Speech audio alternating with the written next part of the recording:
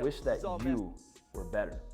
Those of you guys that don't know Derek, he is one of our 100K per month agency members. And not only has he been able to scale his agency to 100K a month, he's also someone that I've had the honor of meeting in person and speaking with now for hours. And he's just an incredible human being overall. Such a nice guy. He's got a good heart.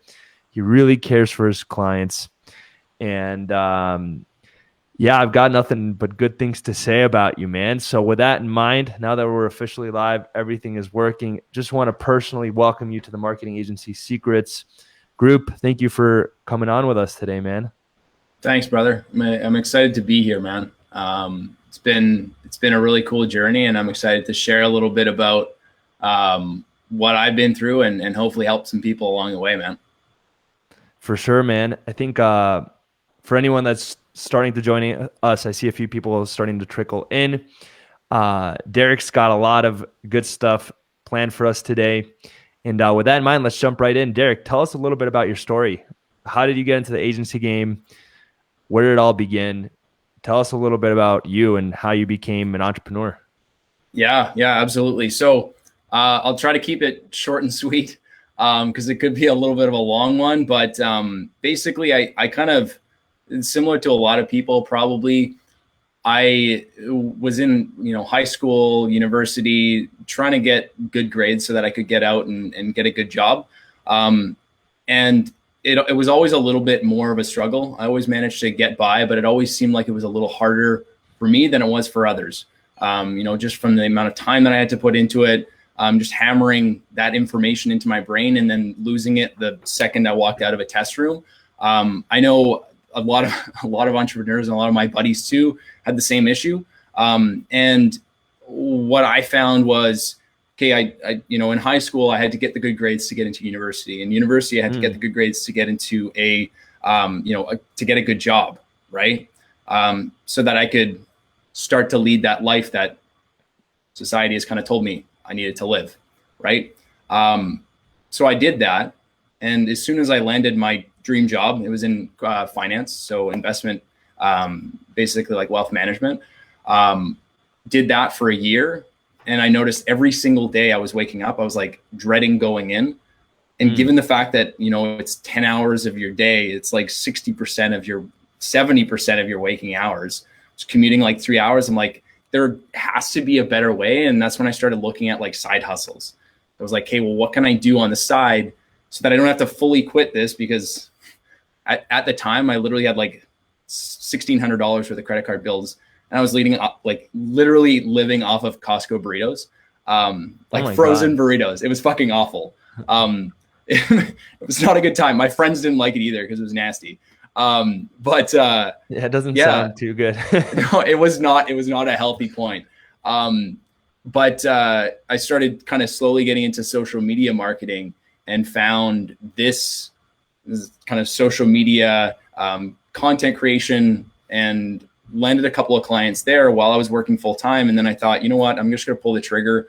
Worst comes to worst, this fails. And I have to go back, right? That's the worst possible situation. And I was like, the best possible situation is I never have to go back.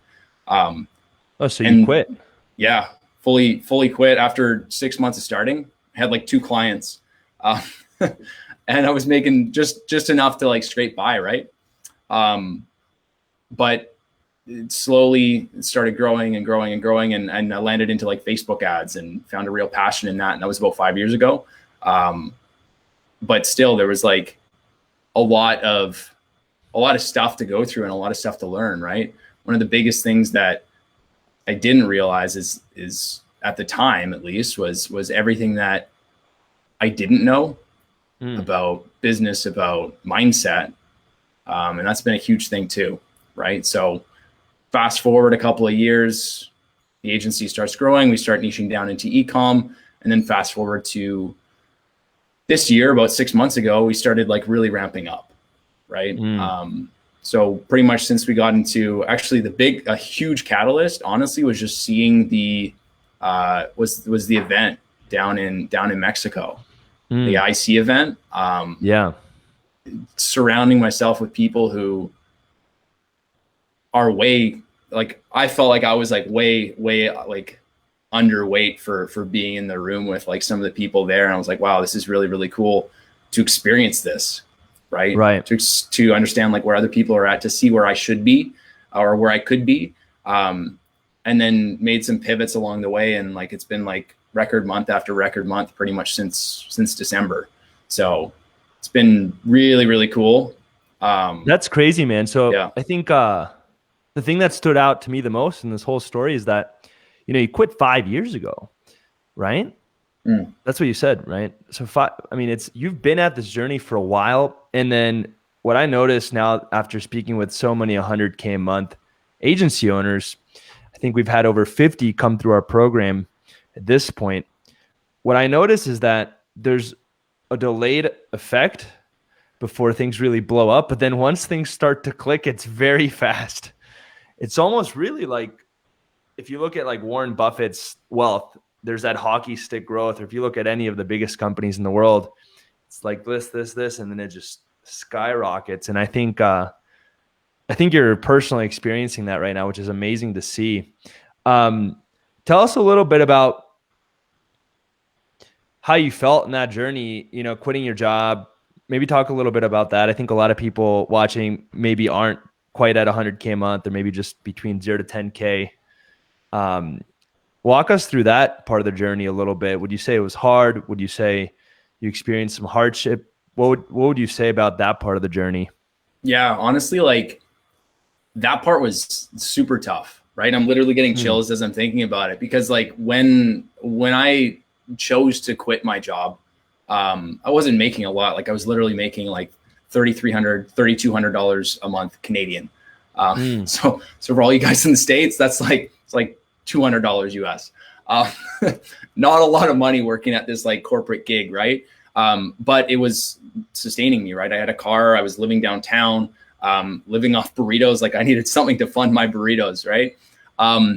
But a big thing that I noticed, like once I transitioned from that corporate life to the like business owner life, which was about 6 months since I started that agency, a big thing was mindset, right? And getting into the right mindset and having like honestly, like having a belief in yourself, like a genuine belief that you can do this, and going all in, right? I know, Joel, like you've chatted about this a couple of times, like the thing that I needed the most was to go all in and to feel that like, holy shit, like if I don't do this, then what, right? There was no option for me. When I said like, okay, the option was either this works or I go back, there wasn't an option to go back. That was what was going on in my head. But I look back and I'm like, there was no option. There was not a chance in hell I was going back, because once I got a taste of like, hey, I landed 1, 2 clients, 3 clients. It's not a lot, but it was then paying for my lifestyle, right? I was able to eat a little bit more than a burrito. Maybe I was eating some chicken and rice, right? It was slowly building up. And like, I think that was the biggest thing. And like, I outlined some points for you guys too, but like the biggest thing for me from 0 to 10K a month was honestly just mindset and believing not only in the process, because the process works, right? It's been proven across like hundreds and thousands of businesses. Like the process works. It's just a matter of, okay, what do I need to do? And how can I adjust my mindset to make it work for me? Right. That was the biggest thing. Sounds woo-woo, but no, I think it's truth, powerful. I think I say the same thing, you know, going from 0 to 10K, biggest thing holding most people back is lack of belief in themselves. Because then what happens is they lose focus. They have shiny object syndrome. They don't go all in. They don't really do what's required to get to the next level.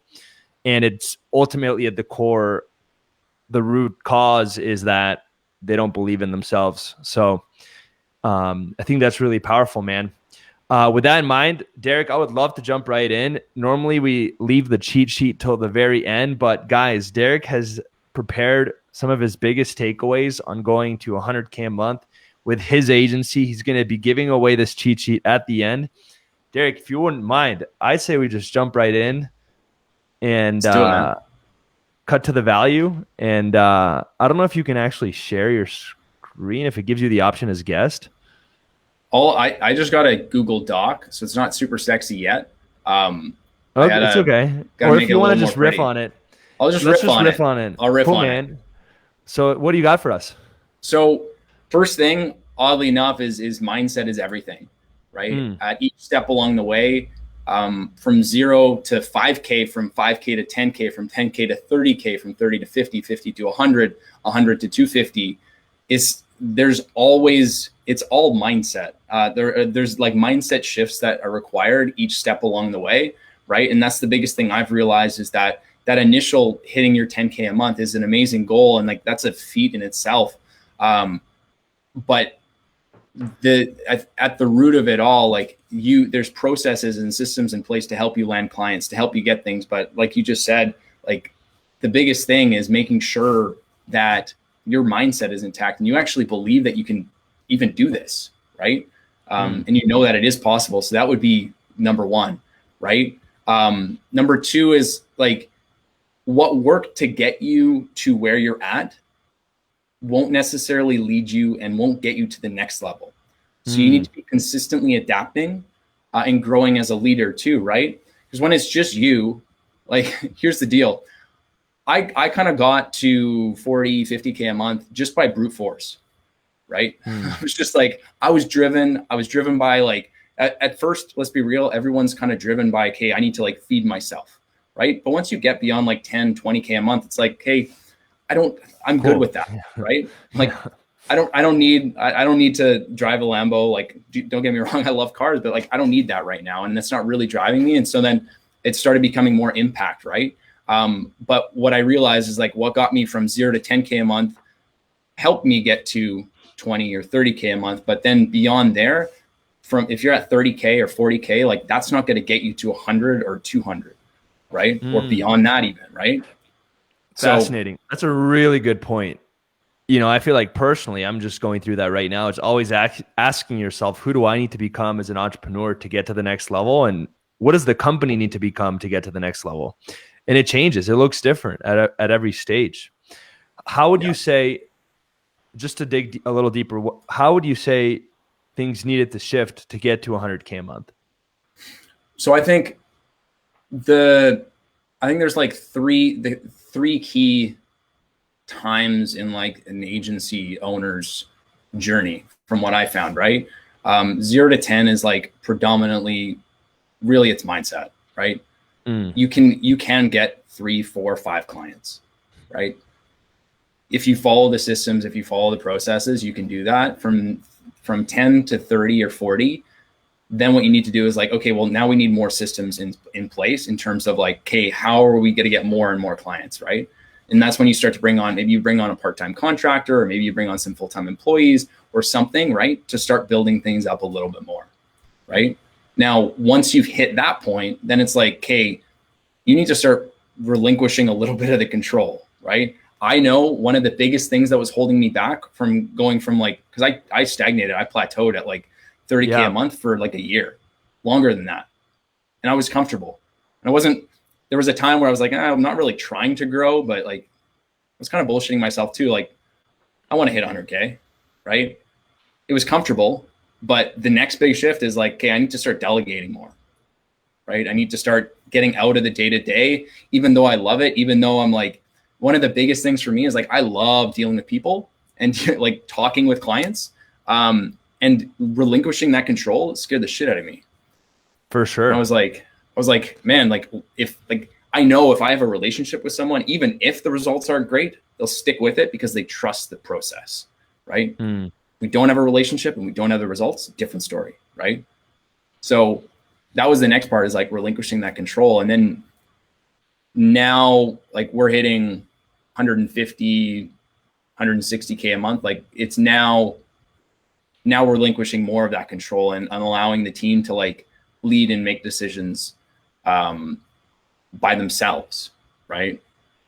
Without me needing to. And that kind of leads like perfectly into the next thing I had was like, leaders lead, they don't manage, right?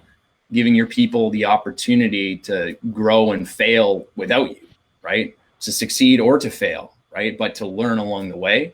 As long as you hire the right people, they're going to be able to figure it out, right? You said leaders lead, people manage. Leaders lead, they don't manage. Oh, they don't manage. Yeah, that's really powerful. So yeah, I think I mean, hopefully everyone watching can see a trend. I think going from 0 to 10K is really about getting everything in place in terms of being able to sell, market, get a few clients, get them results, have good relationships, and really leveling up as an individual to be able to do that. And having the mindset and self-confidence and self-worth to know that you can go out and make it happen. I think then 10 to 50K, it's just a little bit more of that and really just doubling down on what's worked. Yeah. But then after that, I mean, as you've been sharing, it's really just about creating space, bringing on a team, and then shifting from this day-to-day kind of employee inside of your own business into a leader. And so that's really fascinating. Yeah. What's number 4, Derek? Yeah. Well, one quick thing too, like, man, when I remember we had a call like 6 months ago or something like that. And we were at like the 40, 50K a month mark. And you're like, so like, how many people on your team? And I'm like, bro, it's just me. And I got like one other contractor. And you're like, what? Why are you doing this to yourself? Right. And that was like a trigger where I was like, holy shit, like I'm trying to control this way too much. And that's selfish. Not only, it's selfish because like we can't like impact as many businesses. Right. And I was like, holy shit, what am I doing? That's when like going down to Mexico and being in that community, I was like, okay, there's people who are in very similar positions, but have far more of a team developed. Right. So that was huge, man. That was huge. That's crazy. And it's like, if you want to live that life for a little bit to build your bank account and build a nice little war chest, that's fine.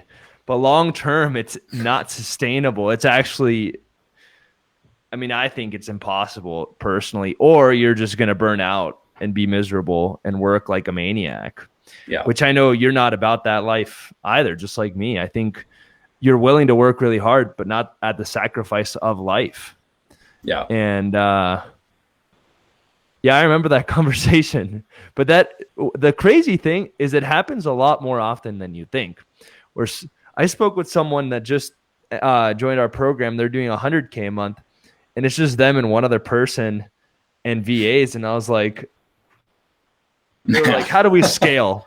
They asked me, the great people, by the way, really, really amazing people. They were like, how do we scale? I'm like, there's really only one thing you guys need to do. And I promise, I almost guarantee you will scale. I don't want to guarantee it because I can't control what people do or don't do. But like if you just bring people in and free your time, everything else will fall into place. Yeah. Because they're like, oh, how do we get this funnel to work? I'm like, you don't even have time to work on it. So like, even if you wanted to, you need people. So that's huge, man. I'm really glad you shared that little story of our conversation. So yeah, that was huge. The other, like, I got a couple more here, but like this one's pretty basic, but it's important. Having multiple lead sources, having multiple sources of leads. If one goes down, if Facebook goes down, and that's huge. You're 100% in on Facebook, that's an issue. Diversifying is super important. And focusing on, even if it's like 2 or 3, right? It doesn't need to be 17, right? And that's where like a little bit of overwhelm comes from sometimes, like shiny object syndrome, right? You'd be like, oh shit, like I should do this, or, oh, I should do YouTube. I should do Instagram. I should do lives. I should do like, LinkedIn or whatever, right? It's focusing on a couple and getting really good at a couple has been huge as well. And making sure you're not just like all eggs in one basket. Wow, that's really powerful. Yeah, I definitely messed that up hardcore with our coaching program. I've always been pretty diversified on the agency side, but on the coaching program last year, our ad accounts experienced like we could not get our ad accounts back up for months. So we went from spending like over 6 figures a month on ads into like nothing. And yeah, that was probably why we haven't scaled even crazier because we're just rebuilding back to where we were. So I definitely learned that lesson the hard way. What would you say are the lead sources you use? So a big one that we've been leveraging is referrals. So we've got like a referral incentive. That's been a huge one, right? When people, if you're doing your job and people are happy and you incentivize them to share their happiness, it's a no-brainer. So we've done that. We've done paid ads has been huge, right? And we're looking at like LinkedIn ads or YouTube ads and Google ads now as well. Because like as we're growing and like as the team's growing, it's more and more important that we have like really solid consistency across like lead generation as well, right? So yeah, like getting into YouTube, getting into Google ads as well that's like the next pivot for us. That's great, man. And I think everyone maybe overcomplicates what we mean by lead sources. It doesn't have to be it could be just as simple as saying, hey, I get some leads from my organic content. I get some leads from paid ads. I get some leads from referrals. It doesn't have to be this crazy complicated thing where you have LinkedIn and cold email and referrals and paid ads and Instagram DMs, et cetera, et cetera. Yeah. Cool, man. What else you got for us? So the other thing, and this is like it's kind of like hand in hand with some of the other things too, is like, don't confuse busy for actually moving the needle. I got stuck in busy life for a really long time, and I thought I was growing. I thought I was doing the right thing, but busy, just because I'm doing, even now, sometimes I'll go in and I think this is like a normal thing. Sometimes I'll go in and I'll start working on an ad, or I'll start working on some like graphics for a landing page or something. And I'm like, why am I doing this when I could just hire someone else to do this? I should be focusing on the other things in the business, not specifically this. So just because, and I got into this mindset of like, oh, busy's good. Like, it's not. Doing the right things is good, right? Moving the needle is good. Yeah, and I think what you'll realize is the more and more you grow, the more and more that becomes true. Because two things will happen. There will be many more opportunities for you to be busy, and your time will slowly but surely get sucked away. But then what's interesting is your most valuable time will actually be spent not doing, but just kind of thinking and being. And it's hard to grasp at the beginning, because at the beginning, that is the opposite. At the beginning, you need so much action, brute force, like you called it. But I think at scale, I almost like having empty calendars and just even asking myself, oh, what do I want to do that I would enjoy today? Because even those tasks maybe won't pay off today, but they'll pay off big time long term. So I think that's huge, man. That's really, really valuable. What would you say to someone that is struggling with that? How would they get out of that? I would say like it's also, the problem is not just being busy, but also focusing on the wrong tasks. Yeah, that leads like perfectly into the next one. It's like, what's your 80-20, right? What's the 20% that you can focus on that drives like 80% of the results, and then delegate the 80% that's only bringing 20% of the results, right? So looking at things, and again, this will tie in with number 10, like being self-aware, right? Being self-aware enough to like take some time, because if you're constantly like head down, like working, and you're in the busy, you're not having any time to actually reflect on like, hey, what's actually working? What am I doing right now? Right. Being able to realize like, what's the 80-20 here? Where should I be focusing my time, and what can I like delegate is huge, right? Like I segmented out into 4 different areas. One, like things that you're good at, things that you're good at, but you, and that you like to do, things that you're good at, but you don't like to do, things you're bad at, but you like to do, and things you're bad at, but you also don't like to do. And it's just a matter of like figuring out, you can take some from number 1, right? The things that you're good at and you like to do, right? But look at all of the tasks that are in there and be like, hey, should I really be focusing on all of these things right now? Like, what are the, like you said, like, hey, what are some things that I would actually like to do today? Right? Like, is it writing copy? That I'm good right? at. That I'm actually good at. Yeah. That's the shit that you're like bad at doing. Try to get that off your plate ASAP, even if you like it, right? Super important. That's right? really solid advice. I think for anyone watching, it's funny because that's a corporate exercise. I learned about that exercise years ago, this workshop I did. It's very much like a corporate exercise, but what's fascinating is we always make fun of the corporations. Yeah, we don't want to work in them, but they also figured out how to scale and make the most amount of money. So we should definitely model what they're doing. And I think that's a great strategy to figure out what's the 80-20 here. I think another thing that you could do is like follow the important, urgent kind of quadrants and delegate your time that way. What are the things that are important and urgent, important, not urgent? Those are probably the biggest things to focus on.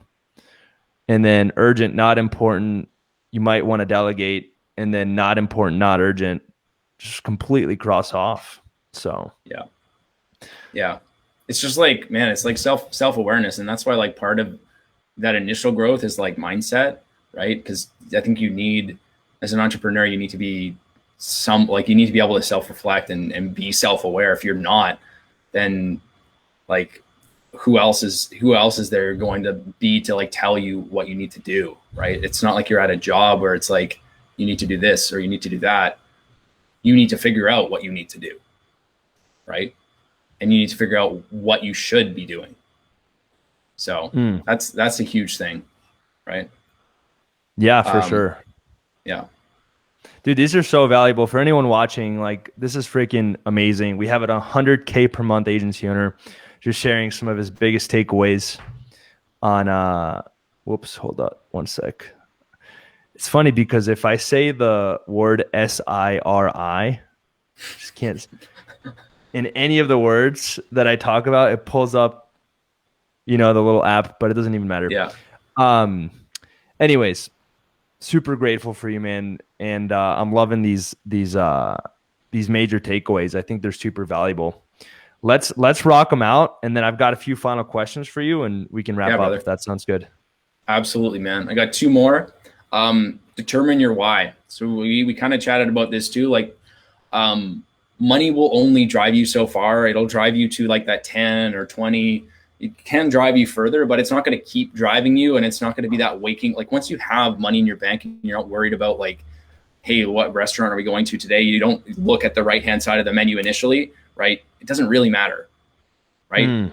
Like as long as you can keep care of your friends, your family, like your loved ones, like you're pretty much good, right? So determining what's actually like driving you, and that'll help you wake up in the morning and be like, holy shit, this is awesome, right? Like I care so deeply about our clients and their success that like I wake up in the morning and I'm fired up because of that, right? I'm like, hey, we just scaled this business to $1 million. Hey, we just had this business scale so that they have 6 times as many employees now, and this person's actually able to go away on vacation. Like it's the coolest thing, right? That's what drives me, and it's going to be different for everyone, right? I know we kind of reviewed this a little bit in Mexico too, like looking at what's really driving you, right? That's powerful, man.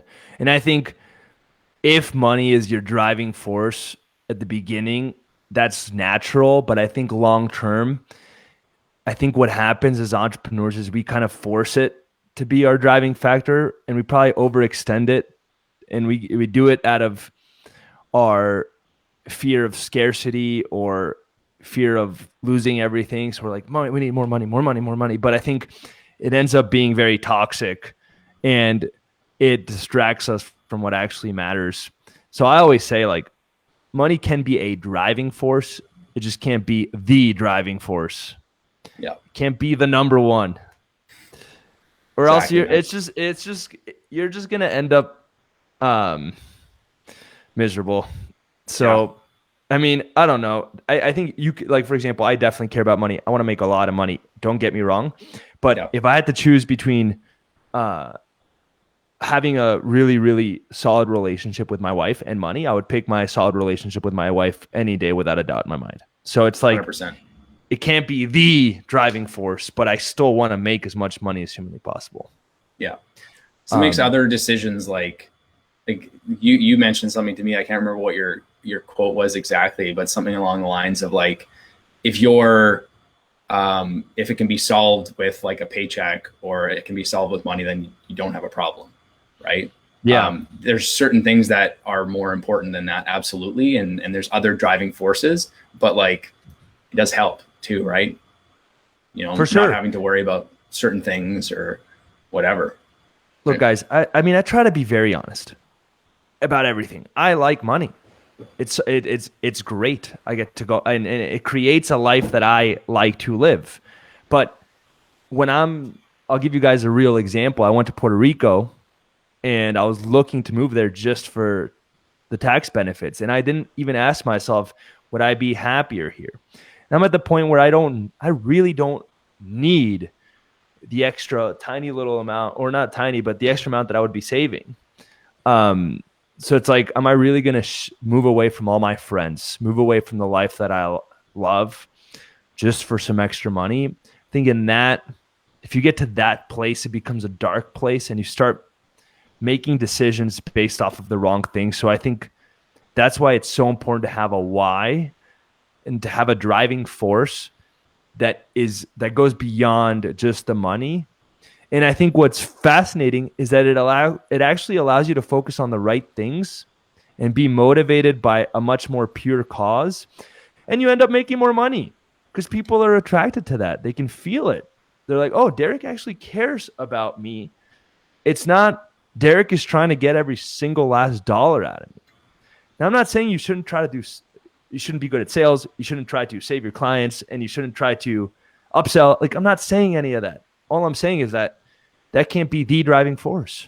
Yeah, man, that's a huge, huge, huge golden nugget too, right? Like, honestly, that is one of the things, like this was a weird week because it was like the first week where I wasn't even on sales calls.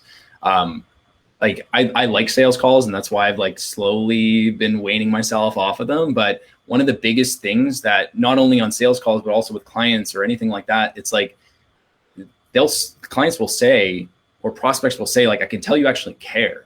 I can tell you actually give a shit, right? And if you have that and other agencies don't, right? If that's your thing, that's going to sell way more than any other thing that you can present because people can sense that. Right? Yeah, no guarantee, no crazy irresistible offer is going to beat the fact that Derek cares about his clients. As long as you can back it up with results, most of the I think we ended on that note. Let me just message him. I don't know what happened.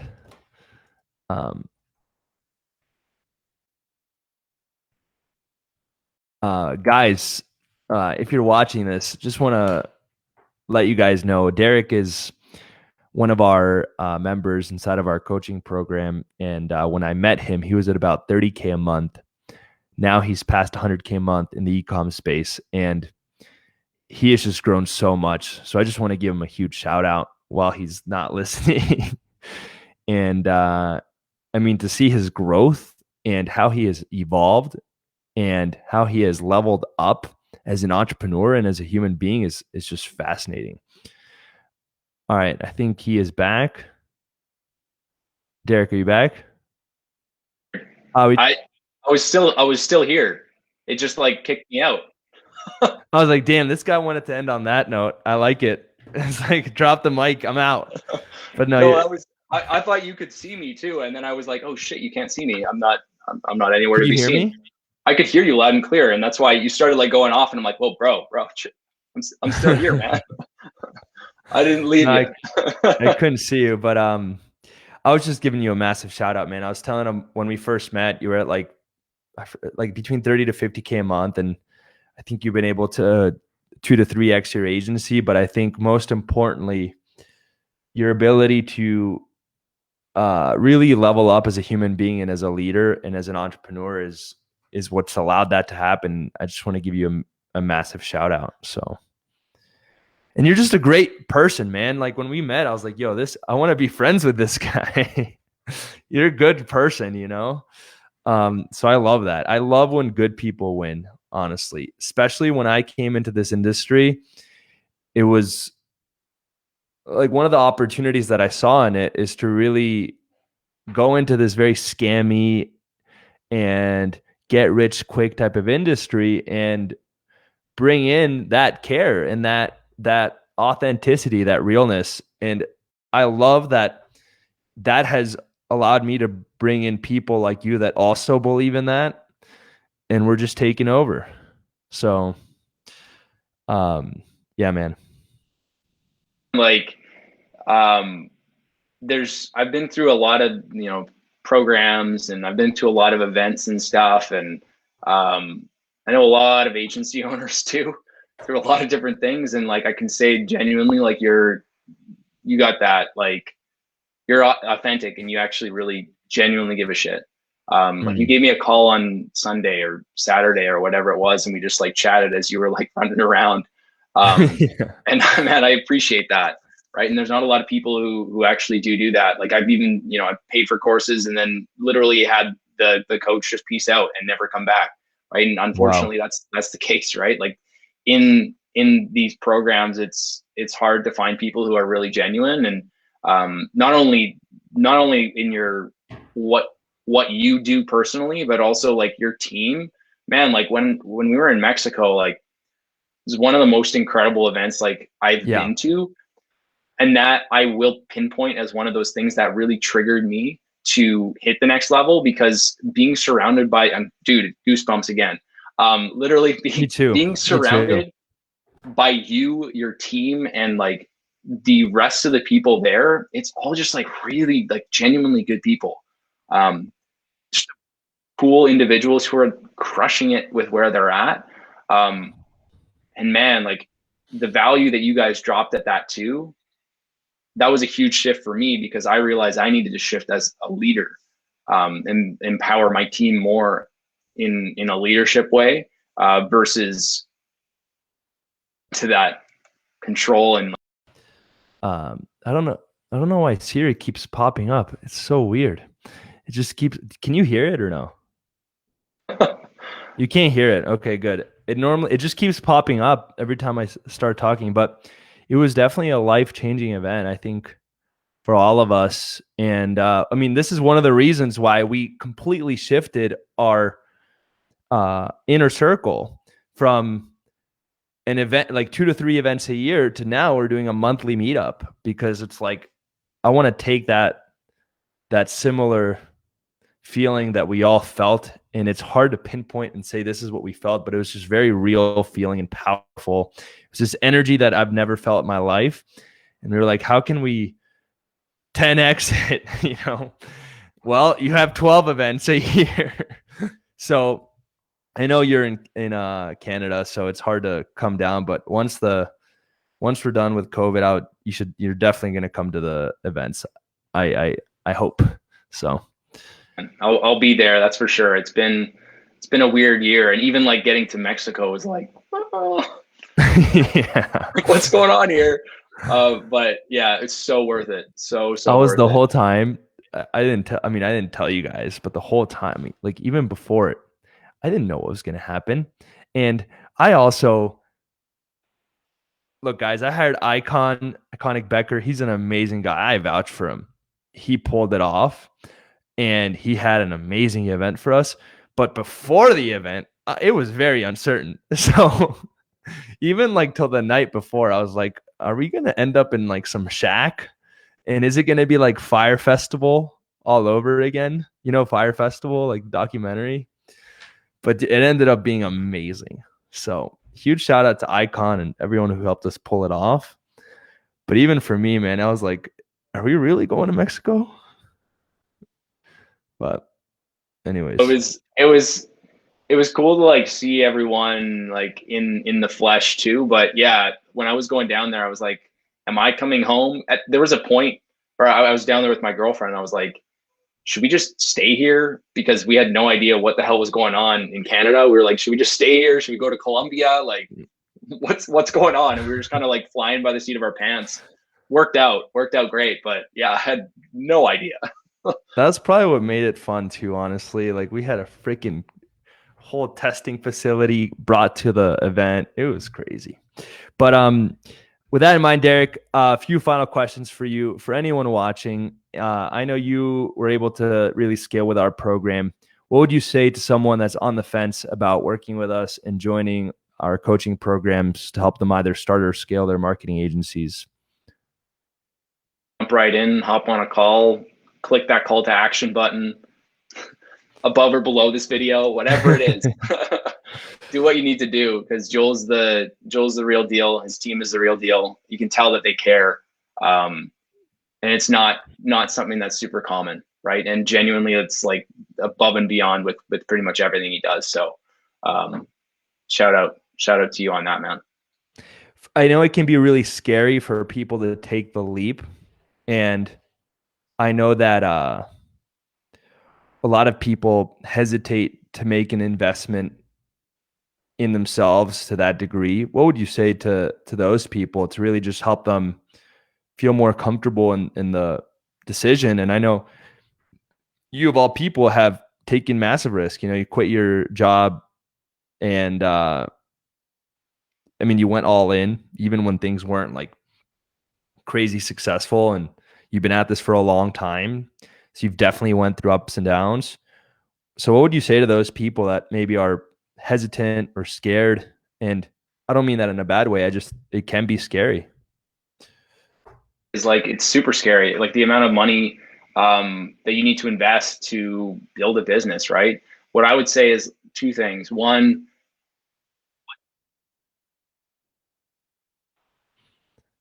if you don't achieve what you want to achieve, if you don't build this agency, if you don't hit 10K, if you don't hit 20, if you don't hit 30, 100, whatever it is, right? What happens then, right? Are you staying at this job that you really don't like? Like, what? Hey, Derek, you're going in and out a little bit, unfortunately. Maybe take off AirPods. I don't know. Give me one sec.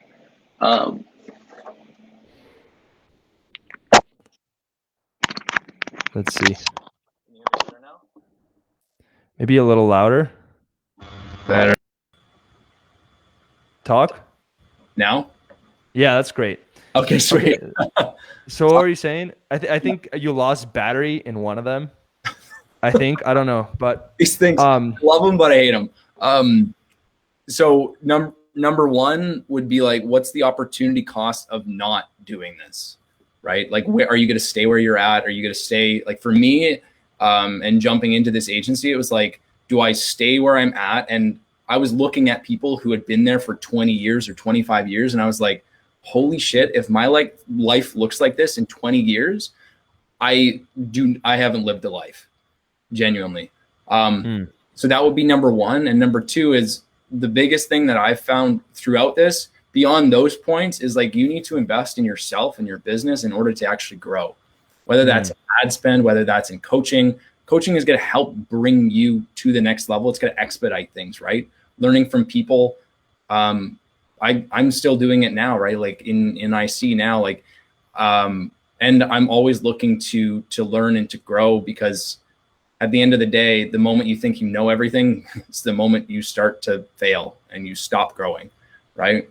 So investing in growth, investing in yourself is just like, above all else, like one of the most important things you can do as a business owner too.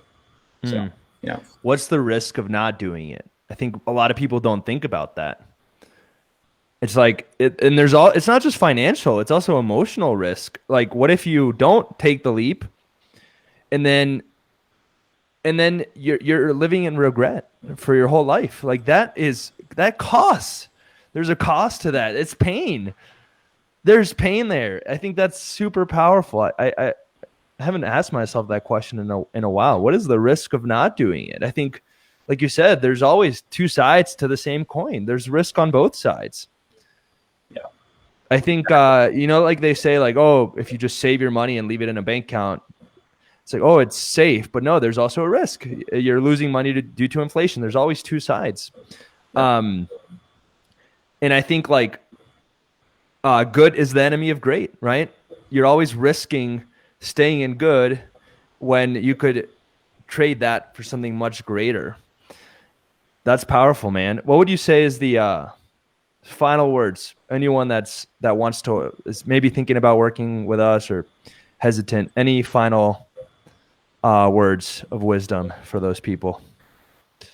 I mean, like, I think I said it, like you're a genuine dude. Everyone in your team is super genuine. You're always looking at how you can level up and add more value, which is, I think, really important, because with any program or any sort of coaching, if